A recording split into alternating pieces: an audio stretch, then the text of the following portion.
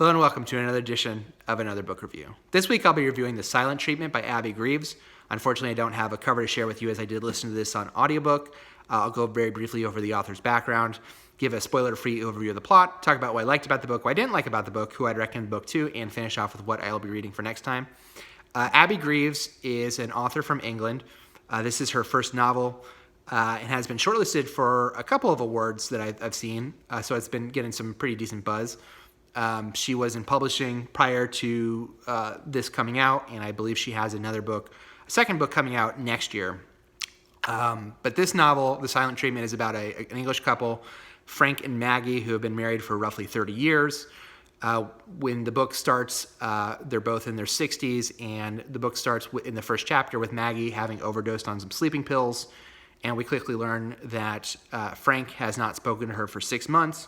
Hence the title of the book, The Silent Treatment, and the book then becomes kind of an exploration as to why he has not spoken to her for 6 months.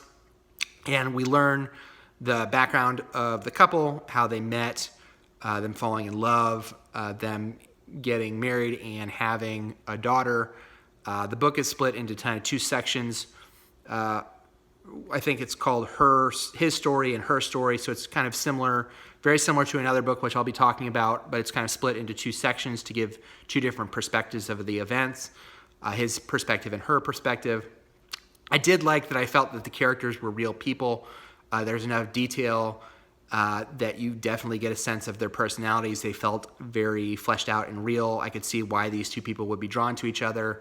I also felt that the relationship they had in regards to their daughter also felt very real.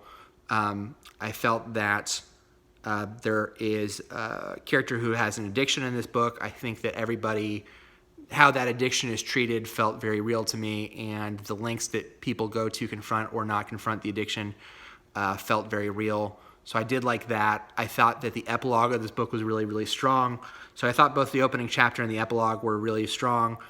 And like I said, I liked the detail work with some of the characters. They felt like real people to me with real personality traits and real desires, which I liked a lot. I felt my biggest issue with this book is really the length. It felt overly long, in my opinion, for the idea. There's the central conceit of the book, which is kind of the reason for the silent treatment of Frank to Maggie. I think that goes on for maybe a little bit longer than it should.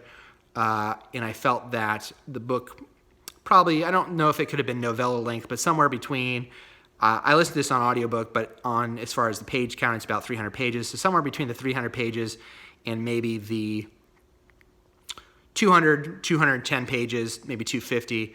But in the marriage that they have between Frank and Maggie, there's kind of two periods. It's kind of the period before their child and the period after their child. One of those periods I found a lot more interesting than the other.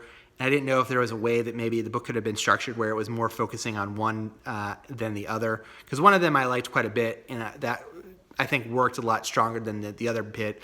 I think part of the reason for that is that when you have a perspective book like this where it's this character's story and then that character's story, and they're telling the same events or their version of the same events, I think that can feel repetitive and redundant unless it's handled well. And I thought that for this book specifically, I think that added to the feeling of like, we need to get going. There needs to be some forward motion, because there was long parts of the book that I felt kind of bored. And I think that if it had been whittled down to maybe, like I said, focusing on one aspect of that, I think it would have worked better. I think there are maybe some foundational reasons for why it was done that way, but I still felt like some of that maybe could have been shorthanded a little bit. And so that's kind of the reason. That was kind of my difficulty with the book. I thought there were parts of it that I enjoyed quite a bit, but overall I felt that the idea was maybe too thin for the length of the book, and it could have been condensed. And so the book that it reminded me the most of, and I think is probably pretty obvious if you've read it, but Fates and Furies by Lauren Groff has a lot of similarities to this book, in the sense that it's really a couple's story split between two characters. You have the Lotto, who is the male character, and unfortunately I cannot remember off the top of my head the female character's name in that book, but it's really a book split into half, his story and then her version, her story. This is kind of similar in that this, I think, was less successful because Fates and Furies because there's such a contrast between the two versions of the story, that kind of becomes the point of the book, which is how well do you really know your spouse.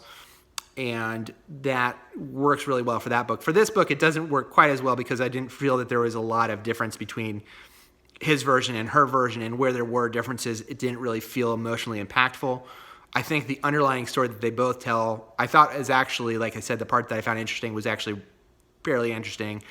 I just felt like there's a lot building up to that doesn't really necessarily work as well for me.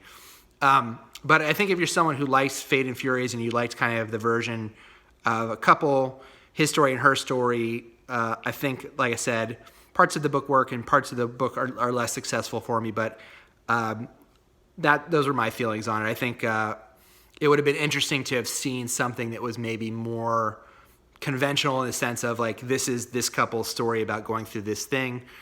I think it would have been, for me at least, more successful. I think in some ways the book kind of becomes weighed down by the need to kind of put everything into one book. And I liked the characters. I thought the characters were fleshed out, and I felt that they felt real in a way that I appreciated. I also appreciate that they didn't really... Both of them have jobs, and neither one of them goes into great detail about their work history because it's really superfluous to the underlying point of the story, so I did appreciate that. So that was The Silent Treatment by Abbie Greaves. Next time I'm going to be reading Lauren Eder, The Devil's Playbook, which is about the tobacco industry in the last 20 years or so. Really looking forward to reviewing this. Until next time, please subscribe to the channel if you haven't already. Like the video. Follow me on Twitter. I'll leave my Twitter link below. Until next time, bye.